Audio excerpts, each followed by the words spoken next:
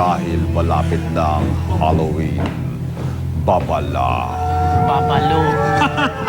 Usong-uso na naman ang trick or treats, costume parties, at katatakutan. Diyan ba siya? Kung gusto nyo ng kakaibang haunted experience, perfect bisitahin po ang Maragondon, Cavite. Samahan niyo kami. Tugs, tugs, tugs, tugs, tugs, tugs. Marami ang ngayon pa lang nakatanaw na sa undas. At para sa ilang balak sadyaing makaranas ng katatakutan, ang maaari niyong subukan ang haunted tour sa Maragondon, Cavite. Kilala ang Maragondon bilang saksi sa ilang mahalagang tagpo sa ating kasaysayan. At marami sa mga lugar dito ang napangalagaan.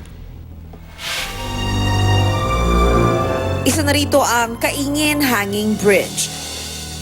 Sinasabing may magkasintahang tumalon mula rito at namatay noong 1980s. Kaya mula noon, hindi na ito nakaligtas sa mga kwentong makapanindig balahibo.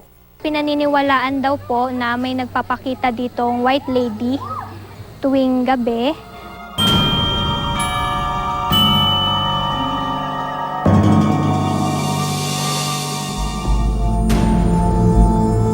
Kasama rin sa haunted tour ang isang abandonadong bahay na ito dito pa rin sa Maragondon. Maaari itong tanawin mula sa labas.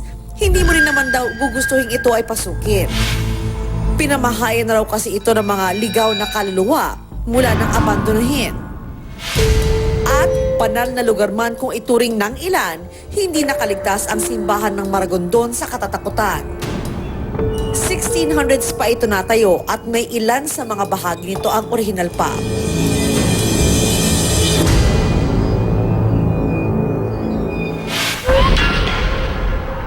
Paglalim ng gabi, makarinig daw ang mga namamanata rito ng mabibigat na yabag.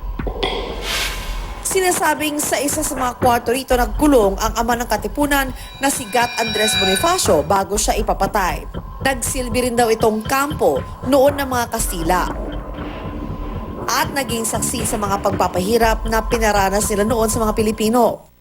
Ngunit ang malamang, ang lalong makapagpapatayo ng inyong balahibo ang libingan ng mga deboto noon na nasa loob mismo ng simbahan na ang ilan daang taon na nang namayapa. Bukod sa katatakutan, layo daw ng haunted tour na sariwain sa mga buwibisita ang mahalagang parte ng ating kasaysayan maging ang madilim nitong pinagdaanan.